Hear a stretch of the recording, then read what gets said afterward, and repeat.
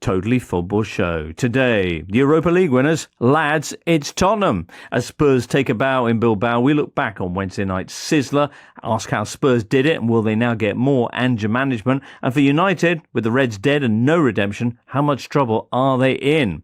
All that plus Blaze Black Cats and this weekend's Wembley finals and Premier League, matchday 38 with Forest, Chelsea and the top 5 race. All of that and more in this Totally Football Show. There you go, Europa League winner Ange Postecoglou on what is Thursday the 22nd of May, year 2025. He's no Charlie, but another man is Charlie Eccleshare. That went well. Hi, Charlie. Hello. How you doing? Very good. Thank you so much. You as well, I hope. Very much so. Also joining myself and Charlie, Duncan Alexander. Duncan. Hello. Hello there. And Benji Lanyado, CEO of Pick Fair. Hey, CEO. Hey, Jimbo. Listener, you might have caught the slight remote vibe to the start of this show. And if you're watching on YouTube at the Totally Football Show, etc. and so on, you'll have seen that we're very much not in the studio. We're in a variety of locales. But one thing brings us together, and that's having seen the horror, the Europa League final at San Mamés in Bilbao. I mean, the delight as well, the passion, so many adjectives, so many qualities. We'll get into that ever so shortly. Although it is the defining moment of this on many weeks, Spurs triumph over Manchester United. Benji, in answer to your question, I'm in a basement in San Francisco. Of course. Where are you? I'm in Finsbury Park. I'm actually probably the closest geographically to Spurs' stadium that was not quite as Bilbao, but yeah, the Spurs stadium looked like there was a lot of people having a lot of fun there last night. Responsible fun, I hope.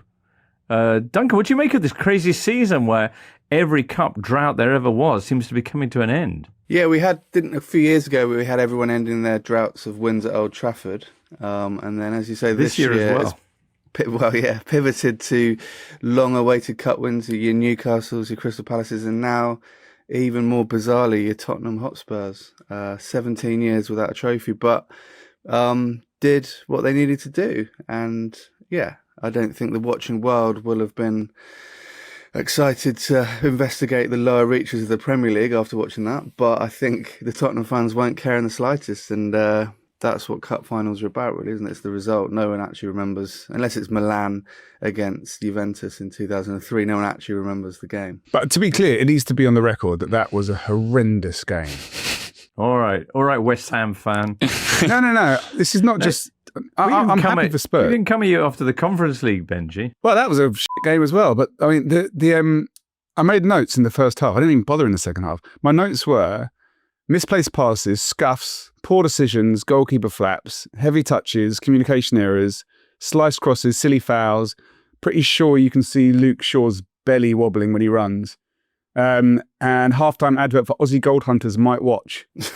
It was rude. And the goal summed it up. Like a weird, scuffy, deflected thingy. Oh, yeah, and we should point out UEFA giving that goal to Brennan Johnson is a dereliction of physics, to be honest. Didn't he just touch it? He didn't redirect it at the last second. Yeah, he gets a little. Does he? There was no does, satisfying there was no camera angle that absolutely concluded that. But I don't think it could have changed the direction that it did without him having just added a toe to it at the last second. Yeah, I think he gets enough. But I mean, the thing that summarised it for me was that Ali McCoist, the biggest lover of all football games, I've never heard him so negative. He was kind of hated. Honestly, even he was sort of like, because, normally he'll find any little thing to kind of latch onto and get excited about. He was struggling. It was like, by the end, it was like, yeah, this has been really bad. And, their job is to kind of hype it up. So, as a spectacle, it wasn't great. But like Duncan says, Spurs will not care one bit. While I agree with nearly all of Benji's list of notes from the first half, I think silly fouls is wrong in the sense that I think that's what Spurs had to do, wasn't it? Was to just kind of break up the game and make it that sort of stop-start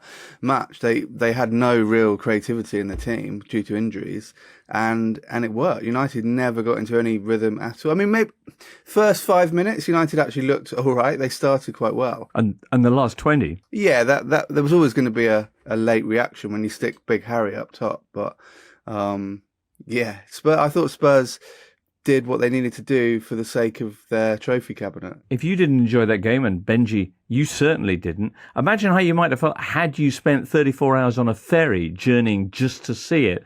That was the experience of the Athletic's very own Jack Pitt-Brook, who joined us a short time ago, fresh from absolutely no sleep, to give us his thoughts. Jack, an epic ride to get to San Mamés. Did it deliver? Yeah, as an occasion and as a sense that I was witnessing a really meaningful historical experience, certainly. I mean, the football itself was extremely bad, like really, really bad. I mean, I think that no one had high expectations about the football. You know, these two teams are both below West Ham United in the league with one game to go, but it was the game was really poor. But I felt it was poor on Tottenham's terms. You know, Tottenham were happy for it to be a poor game. They were happy to play spoiling tactics, defend deep, get the ball into the box, take one chance, and it worked for them perfectly. What was the day like in Bilbao? The day was good. It kind of alternated between being warm and then cloudy and humid. It wasn't quite as overwhelmed with fans as I thought it would be. I initially thought there were more Tottenham fans. Maybe by the end of the day, I thought there were more Manchester United fans.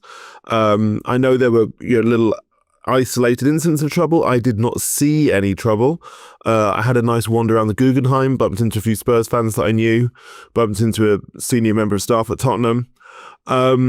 And yeah, it was just it was a nice positive day. I always had the feeling over the course of the build up to this game that because these two teams have had such strange seasons, it kind of precluded the possibility of any presumptuousness or hubris from either of the fan bases because they've seen what their teams have offered this season, and so I think everyone came into this.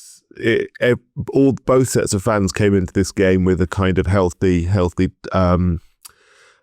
lack of arrogance. Excellent. Well, Spurs fans are the ones who left it happy, and you too, presumably having been witness to history. Spurs in a final, scoring a goal, and what a goal! Yeah. So the last time that Tottenham scored a goal in a final was, of course, Jonathan Woodgate's header against Chelsea in the League Cup final in 2008, which was 17 years ago. So. And since then, they've been in 4 other finals before this one, and they hadn't scored in any of them. So yeah, it was quite a sight to see Spurs scoring in a final. I mean, again, it was a bizarre goal. I had to watch it about 10 times before I figured out how it went in. I still don't really know. I think Brennan Johnson missed the ball, and Luke Shaw maybe accidentally handled the ball into his own goal. Is that right? Something like that. But so in a sense, it was the perfect fitting goal for the game. It might have felt wrong if this game had been settled by a brilliant piece of skill or a team move or somebody jinking through 8 players and putting it in the bottom corner. And yeah, it was. But no, you're right. I think on one level, I was certainly touched for the Spurs fans that they have had this moment which they've been kind of questing for so long. And they'll be in the Champions League this season. Beyond that, what does this mean for Tottenham Hotspur, do you think, Jack? Well, I think being back in the Champions League is so important for them. You know, they've only had 2 Champions League campaigns since they moved to the new stadium in 2019, since they reached the final. Neither of them have really made any impression at all on the competition. But I think it's also it's not just to do with the prestige and the cachet, but it's also to do with the money. You know, Daniel Levy's been pretty frank. There's not a huge amount of money to throw around on players. For this summer, being back into the Champions League is therefore really, really important. You know, a club, given how competitive the top end of football is now, particularly in terms of recruitment, I don't really think a club like Tottenham stature, who maybe don't offer huge amounts of salaries relative to their competitors, I don't think they cannot afford to not be in the Champions League really for an extended period of time. So in that sense, it's vital. It would have been an utterly miserable summer if they'd lost this game, with no Champions League, no European football to look forward to at all next season. Some very serious questions about how they were going to fund their transfer business, but now the miserable summer belongs to Manchester United. And what of Ange? So my expectation has always been that he would leave at the end of the season regardless. That said, I think just the sight of him with the trophy, with that sense of vindication, I do wonder if that, I don't actually know the answer, but I do wonder if that slightly moves the dial a bit. I mean, Ange with the trophy is just a different proposition from the other managers on the market who they might be curious about. It's like seeing Ten Hag with an FA Cup trophy. Well, that's the problem. That there's such a clear example from only less than 1 year ago, about what happens when you let a trophy persuade you out of sacking a manager, that I'm sure that case study will be right in the forefront of everyone's minds at Tottenham. Postecoglou's made it very clear in the last 24 hours he doesn't want to go. He wants to stay. He wants to finish the job. He wants to do that third year of his contract. I don't know. I think there is still a rational case for changing him. Although, frankly, I think the rational case is maybe a bit weaker now that he's won this. But I also think there's an emotional case for keeping him. And I can't say with confidence that the events of last night will not change the minds of the people that matter. Will you be taking the ferry home? No, I think one ferry is enough. I enjoyed it, but 34 hours was fine. 68 hours might be another matter. So I'm flying back via Madrid tonight. Well, it made a terrific piece to read, Jack, and many, many thanks for joining us after so little sleep and such a lot to digest. Jack Pitbrook. Thank you very much. Jack Pitbrook. Well worth seeking out his piece about his odyssey on the way to Bilbao. It's on The Athletic, of course. Spurs into the Champions League. They'll be in the European Super Cup as well against, either Paris Saint-Germain or Inter, which will be held remarkably in Udine in August. Beyond that, according to The Athletic, top sporting journalism publication, their minimum earnings to be expected from the Champions League next season will be around £60 million, even if they would lose every game. Whereas United, according to The Athletic, miss out on the chance to make around 80 million, given the prize money, ticket receipts, and also the fact that their sponsorship will be reduced by kit suppliers Adidas because they didn't qualify for anything at all. They qualified for the second round of the League Cup. So what does it mean as well for the apocryphal noodle partner that we're always told about in relation to United's various corporate sponsors and priorities? Probably bad news there as well. They had their chances. Why weren't they able to make it stick? How much credit does Spurs deserve, Charlie? Yeah, I mean, I think, yesterday was, given the accusation of Postecoglou and of Spurs, Postecoglou over the last couple of years and Spurs more generally is that, they're naive, they are, they put themselves in position, but they lack that sort of ruthlessness to go and get the job done. Well, last night, they were kind of all ruthlessness. And not just last night. That's now 3 clean sheets in the last 4 Europa League matches. We saw it against Frankfurt as well. You might ask why that hasn't been there in the Premier League, but it was a truly remarkable performance. And if we maybe failed to be inspired by Brennan Johnson's lone goal, I don't think anyone can not have gasped in awe at the extraordinary Mickey van der Ven Cannavaroing the Rasmus Højlund chance away. Yeah, he's brilliant, Van der Ven. And I mean, it's one of those things as well where everyone loves to overcomplicate these things a bit. And, Spurs were missing all of those defenders and certainly both of their centre-backs for a long stretch of this season. Guess what? They get their first choice back 4 and keeper back, and they look way better and are a lot more solid. And those guys all coming back sort of pretty much coincided with the knockout Europa League stage. And I did always feel that was where they did have an edge over United, just defensively, having that back 4 and goalkeeper there. They have been solid, especially in the Europa League. And so I think, credit to them. They, as Duncan said as well, they were missing Bergvall, Maddison, Kulusevski. And Maddison, Kulusevski, they're 2 most creative players.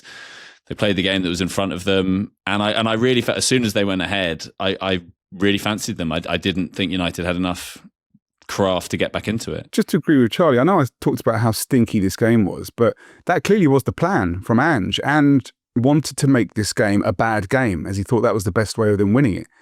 And it worked.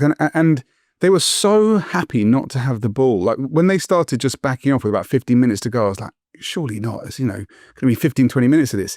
In terms of the numbers are extraordinary. Spurs only completed 115 passes. 8 players in the Premier League this season have individually completed more passes in the game than the entire Spurs team did last night. And that list includes Jan Bednarek. So, they very, very clearly didn't want the ball and were absolutely fine with that, and it worked. I think Spurs are a good team having a bad season for a variety of reasons, whereas Manchester United are a not very good team having an existential crisis. And we kind of saw that during that game where Spurs dug in and kind of a bit on muscle memory, a bit, as Charlie says, with the first choice defence being back, they kind of just battled their way to the win. Whereas you kind of knew, as it dawned on United they were going to lose the game, you could see their players almost like panic, because the less the result and more the enormity of what it means for this kind of listing institution, really.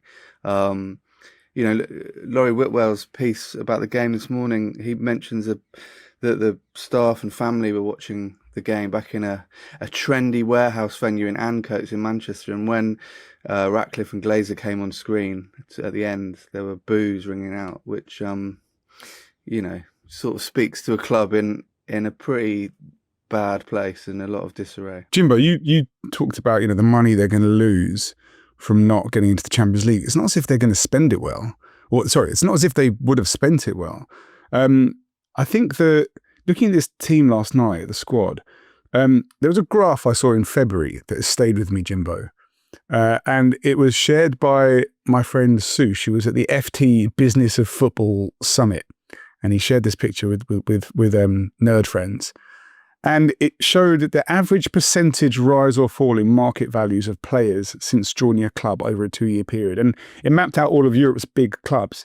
And so actually the best teams at buying players and improving them were actually Man City, Liverpool and Inter, who on average improved players, and that's in terms of their market value, by over 20% within 2 years of buying them. And the worst club, and they were absolutely out on their own, was Man United, who the data showed on average decreased the value of their signings by 25% within 2 years. And you look on the pitch last night, Onana, he was really good. Went to Man United, not so much. Højlund was on a really good trajectory. Xerxes was on a good trajectory, lest we forget. And they both kind of flattened out or declined once they got to Man United. Maguire probably had his best years at Leicester. Anthony, Sancho, this happens over and over again. There is clearly something fundamental within that club. Maybe it's the coach, and maybe Amorim needs to be given that chance to really work with these players. But the coach has been part of that whole paradigm as well. Big names going there, having a rotten time, emerging with their reputation somewhat tarnished. But talking about coaches, Ange, who began our show in bullish fashion, and rightly so, when you think back to the kind of things that he was charged with, being one-dimensional, being tactically naive, we've moved on a long way. Does he deserve credit, and does he deserve another chance? Will he get it? Well, I mean, I've been saying this for weeks because the noise is coming out of Spurs, and clearly this was their intention, was that he was going to go no matter what happened. That was what was being reported, and clearly that was kind of the messaging. And I kept saying, we're so quick in football to forget, things change so quickly. And I kept saying, if he wins the Europa League, think of the emotion, think of what that's going to mean, think of ending 17 years, just think what that's going to mean to everyone emotionally. And lo and behold, they have won it. And I think now I'm just so curious to see how this plays out, because if Spurs do continue with this line of doesn't matter, the league form was too bad, we're going to sack him anyway, there's just so little precedent for that in English football. Yes, growing up, we would see Real Madrid win a league or a Champions League and sack a manager. But for a club like Spurs, who've just ended their drought, to sack a manager off the back of winning a trophy,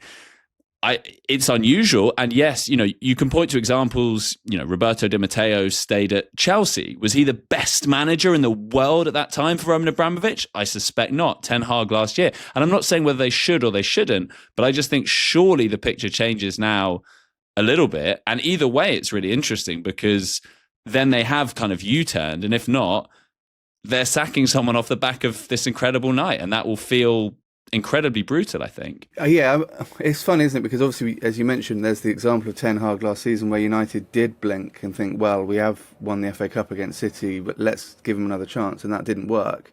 And maybe that example is so recent that it is enough for Spurs to go and hold their nerve if they want to do that.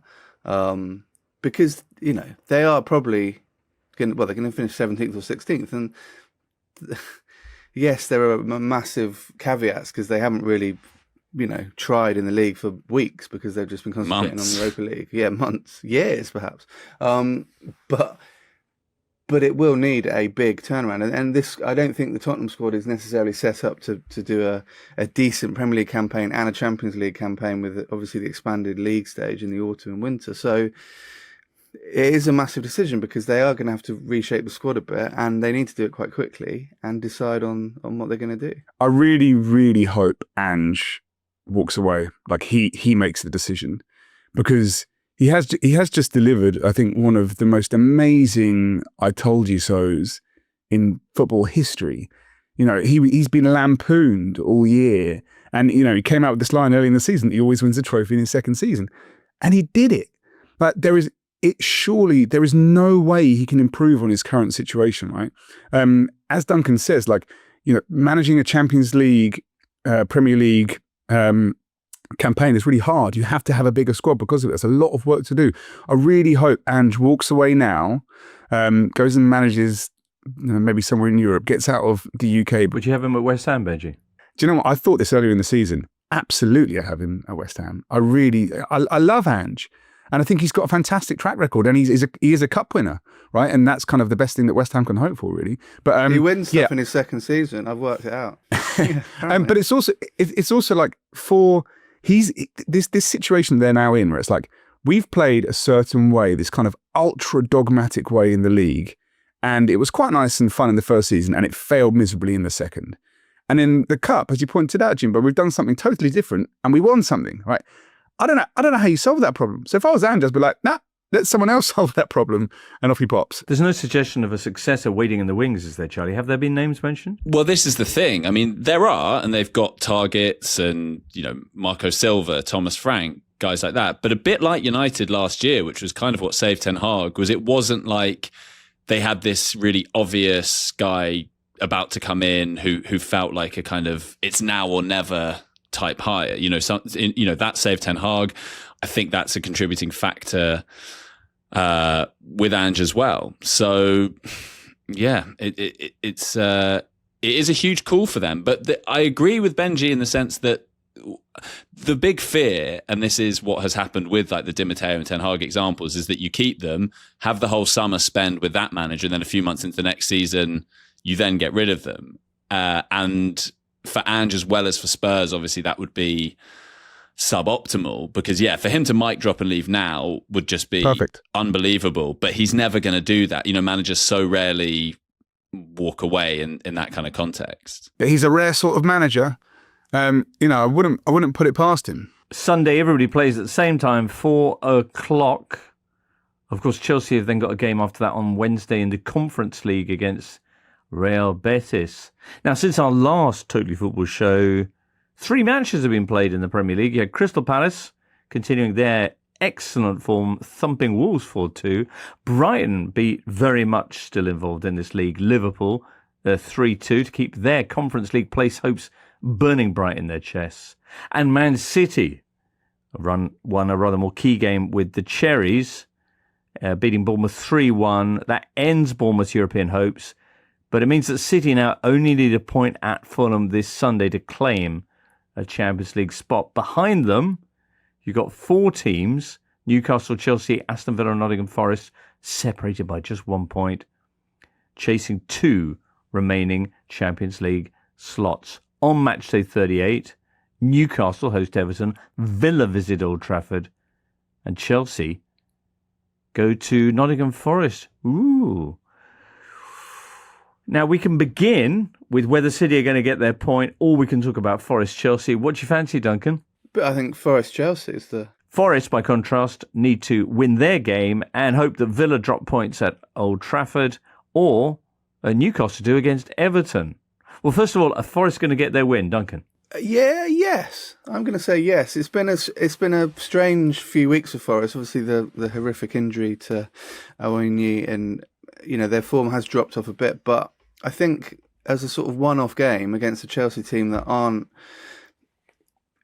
you know, flawless, let's say, I think, you know, the crowd at the City ground, I think they can do it. Whether they get the required results elsewhere, I'm not as convinced by. I think Newcastle will beat Everton, and I think Villa, despite their notoriously bad record at Old Trafford, surely if they're going to end it this week, surely is the time. So it feels like it's going to be a very exciting, there's been a goal at ... and, the league table as it stood, etc. So I think it's going to be exciting. I think Forest, if they don't make it into the top 5, shouldn't be disappointed. They're still going to have European football. I think it's still been a great season. I would argue that we've talked about Spurs not being necessarily ready for the Champions League. I don't think Forest's squad is. And, we saw even a squad as good as Villa's this season really drop off while they were competing in the Champions League. So I think Europa League or Conference League for Forest would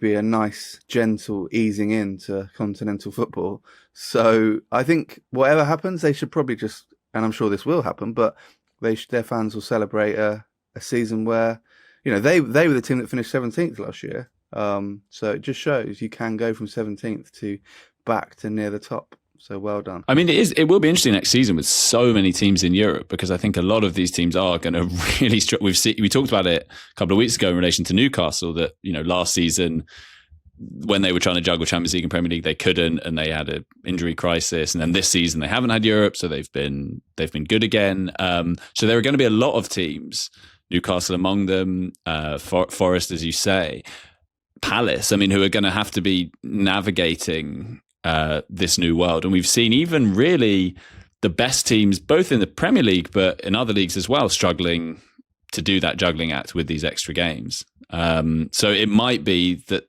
one or two of the teams not in Europe next season feels a benefit. Maybe even Manchester United, though doesn't feel like that right now. Yeah, Manchester United and West Ham battling out for the title. Exactly. Benji, who's not going to get what they need to get, do you think, of those 3 fixtures? Heartbreakingly, I think maybe Nottingham Forest. I'm saying this maybe as an emotional hedge against what I want to happen, but I can just see Chelsea and Man City squeezing their way through and pushing out the fun teams. I think that there is so much emotion that's been building up to that game at Forest, and I just worry that a bit like Bilbao in the semi-finals, there was just so much Bilbao against Man United in the semi-finals, there was so much riding on it that they kind of bottled it, and I sort of think that could happen. So Chelsea in essentially a sort of knockout playoff, last game of the season, has anyone else been thinking wistfully of Jesper Gronkjaer and the goal that changed English football? I want to know about the goal that changed English football, Benji. Okay, Jimbo. It's 2003. Last game of the season, Chelsea at home to Liverpool in what was a Champions League playoff, essentially. And so Liverpool, they'd win the Champions League 2 seasons later, but this was late stage Houllier, not a great side. El Hadj Diouf was their number 9 at the time, for example. Chelsea, so their fullbacks were Celestine Babayaro and Graham Lasseau. So it might give you a sense of what multiverse we were in at the time. Behind the scenes, Chelsea was in turmoil. So their chief executive, Trevor Birch, had actually gone down into the changing room before the game and spelled out to the players just how much of a financial mess the club would be in if they didn't reach the Champions League. Weird pep talk, but it worked. Liverpool went 1-0 up through Hoopier. Desai equalised, and then Jesper Gronkjaer scored the winner with a lovely run and long-range curler. And obviously that meant that Chelsea got into the Champions League, their finances were secured. And then, Jimbo, 2 weeks later, Roman Abramovich bought them. And the rest is morally dubious footballing history. And their record on the road so poor, they've only won 1 of their last 10 away games in the Premier League. Speaking of poor runs, Man United, as they prepare to welcome Aston Villa to Old Trafford, they haven't had a win in 8 matches in the Premier League. 8 matches in a row without a win.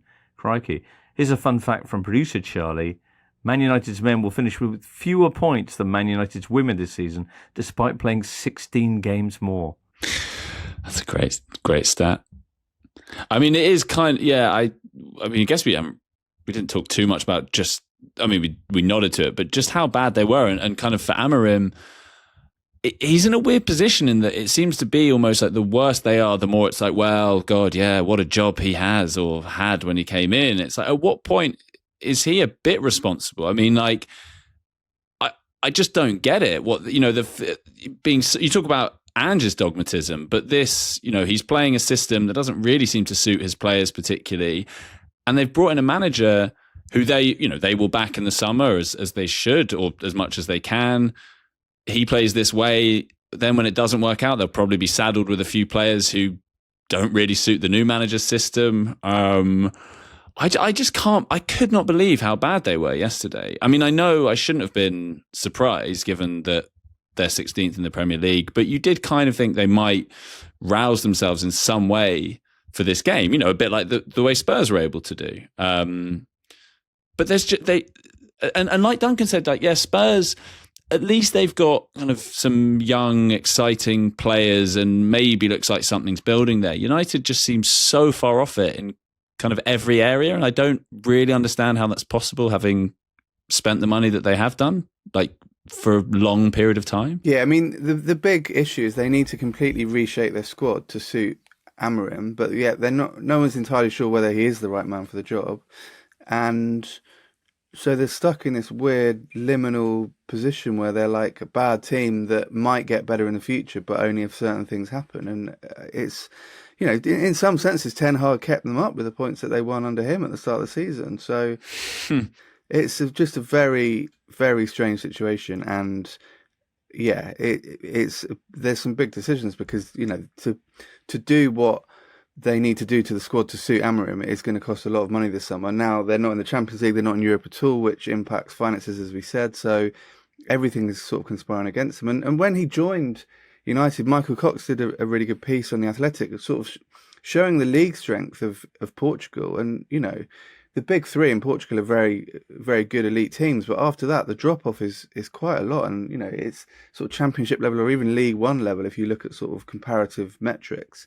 So he's never really managed at, this sort of level of consistency. And each week in the Premier League, he's consistently struggled to get points against everyone. They've had a couple of good results. They won at City when City were in their sort of really bad slump. They got a good draw 2-2 at Anfield. But other than that, there's been really sort of no signs. And we've become used to teams strolling up to Old Trafford and winning. And for a fact that Villa are going to be extremely up for this match. They've only won 2 of their last 27 meetings in all competitions with Man United. But if there ever was a season for that run to be improved, it's this one. Should also shout out, and Daniel Story was mentioning this in Sunday's show, the role that the former Sunderland goalkeeper Jordan Pickford might play in Everton's visit to Newcastle, with the crowd inveigling against him.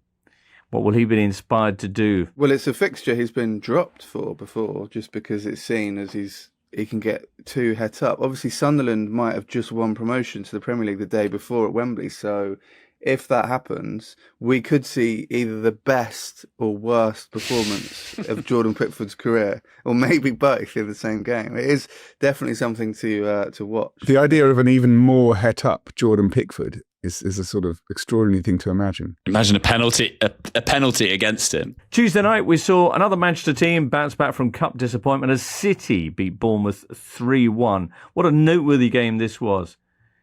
It featured what many people are calling a late entry for goal of the season from Omar Marmoush. It saw Kevin De Bruyne make his final appearance at the Etihad as a City player.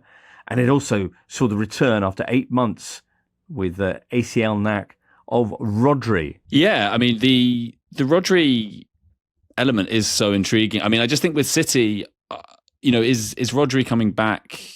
Does that just mean next year they'll be City again and we'll go back to normal and they win every game and it's impossible to win the league?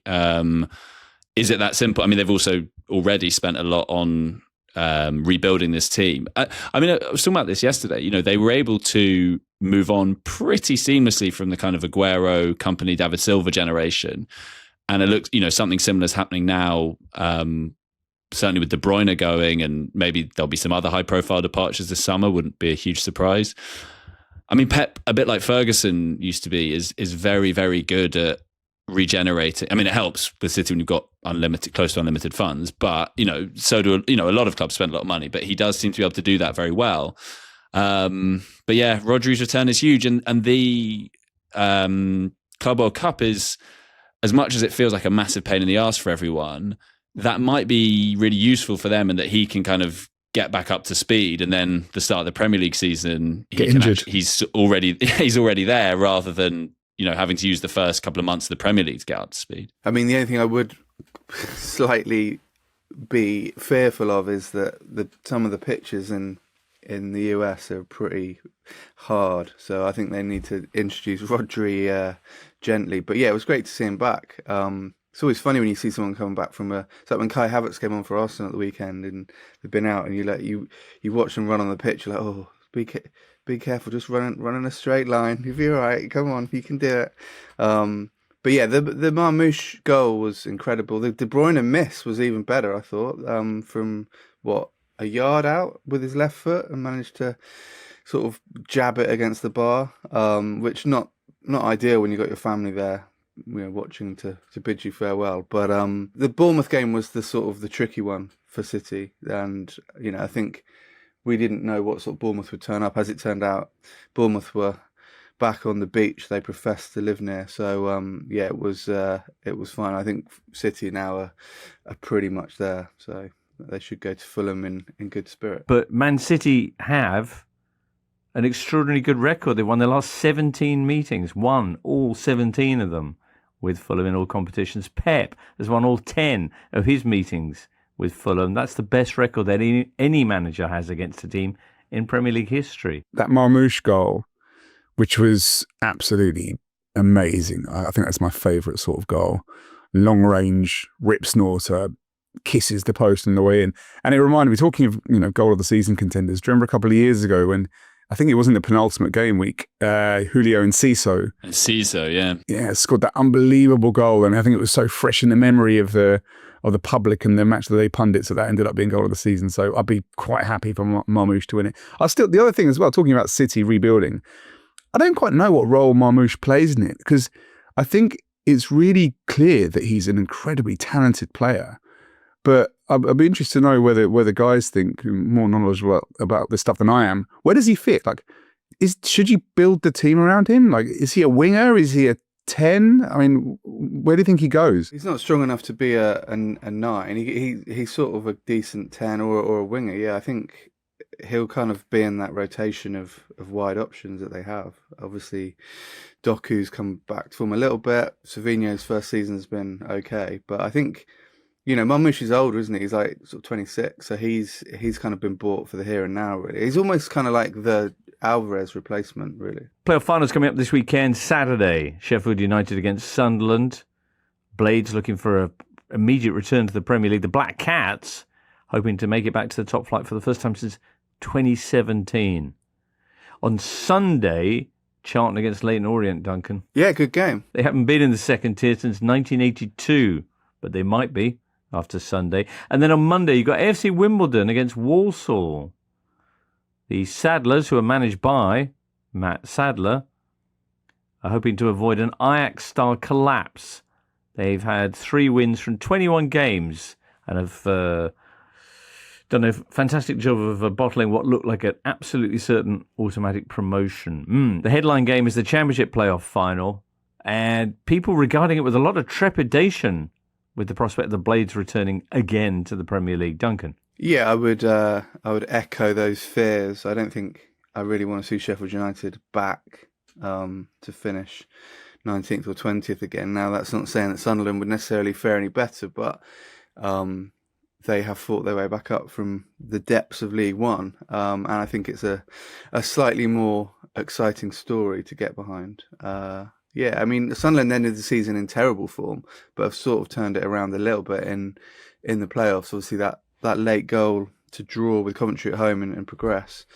So yeah, I mean, it's always we talked about the Europa League final. This game is rarely high quality just because of the stakes and the inevitable richest game in football commentary lines that get trotted out. But it will definitely be atmospheric, we can say that. Sheffield United, by the way, in their 2-legged playoff with Bristol City, recorded the biggest ever aggregate win in the history of the playoffs, 6-0. We should point out, I was a bit churlish about Sheffield United, but they have been playing well. They probably do deserve to go up. But Chris Wilder, I mean, if Chris Wilder can start having a go at assistant referees for eating sandwiches again, then maybe they do deserve a spot back in the top flight. But do you remember when they came up the first time of that pair of visits? Well, the How overlapping centre asymmetric backs. they were, yeah. Yeah, that was thrilling. I mean, they did really well in that first season. Remember, they were comfortably mid-table, and then it all fell apart in the second season. I mean, it is kind of Chris Wilder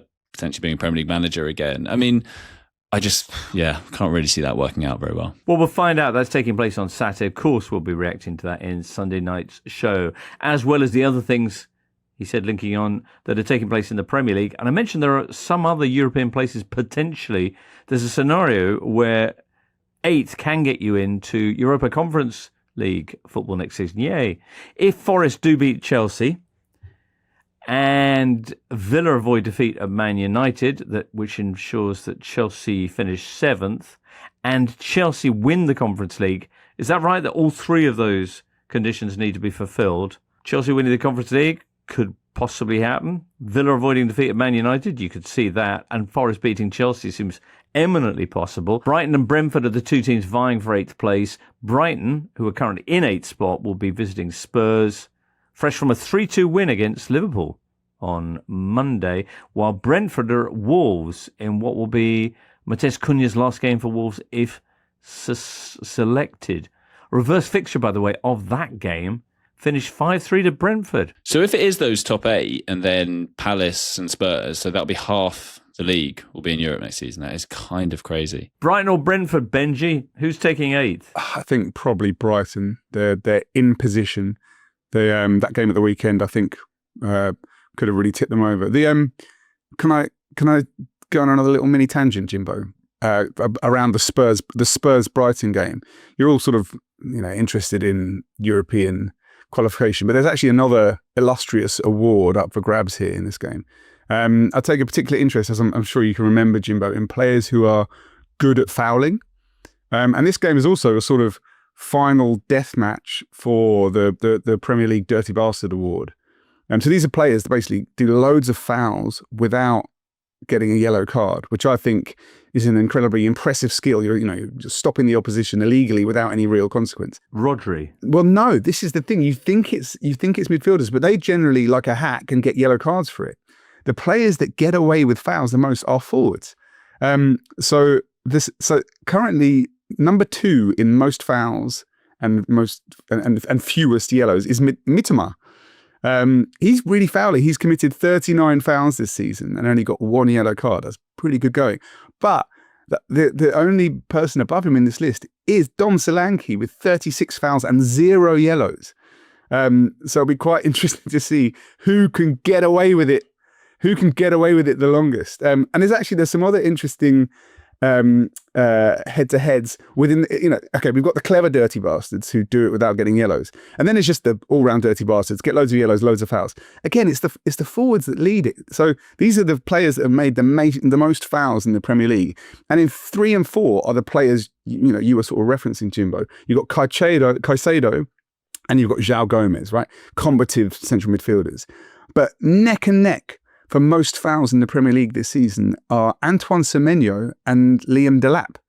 So again, down in 5th, you've also got Will Hughes with 64, and I think he'll have to. So sorry, Semenyo and Delap have made 70 fouls each. So we're quite interested to see who does the most kicking this weekend.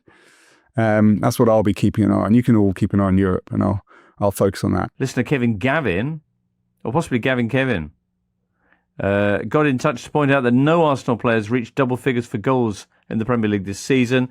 Says Kevin Gavin, it's a damning statistic because both Brighton and Brentford have 3 players on double figures for goals. In fact, guess how long it's been since Arsenal went through a league season with none of their players reaching double figures for league goals? Guess, go on, I dare you. 100 years. 101 years. It's been 101 years.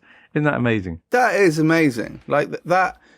But in the way, the other way round it's amazing. Like every club has seasons where, either the goals are shared around or you just have a bad season. So, actually, we should celebrate Arsenal's long run of double figures rather than mock their lack of them this season. Which might indeed continue because Kai Havertz, who is now back in the frame, is on 9 goals. So, if nothing else, have that as your Sunday narrative. Saints, meanwhile, may even be debuting a brand new manager for that game.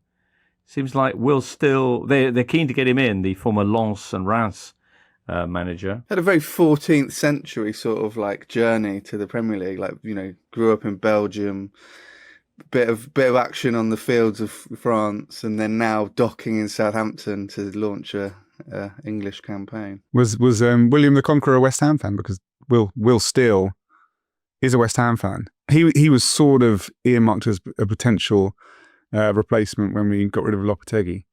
But I actually think Southampton's probably a better move for him. I know it's Southampton who have been, you know, moribund this season, but Will Steele, I think, is a really exciting manager. Obviously, like, very impressive.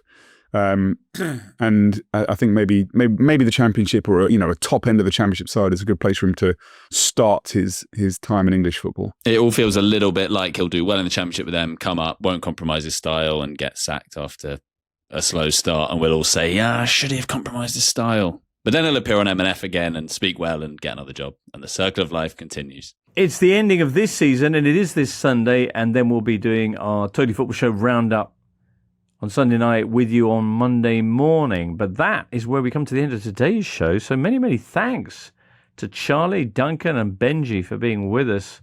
Jack Pickbrook earlier on, and of course producer Charlie. Listener, thank you for being with us too. As I say, Monday we'll have that, and then Tuesday we'll have a look ahead to Chelsea's Conference League activities and the big Champions League finale between PSG and Inter, and assorted end-of-season stuff from, well, Serie A, where the title race is very much on, and other things too. So loads to look forward to. For now, from all of us here, it's goodbye. The Totally Football Show podcast is available 3 times a week, bringing you all the football news you could reasonably be expected to care about. We've got views, we've got stats, we've got analysis, we've got some of the best football writers around, and the whole thing is absolutely free. So have a listen on Spotify or Apple Podcasts or all the usual places by clicking on the link below.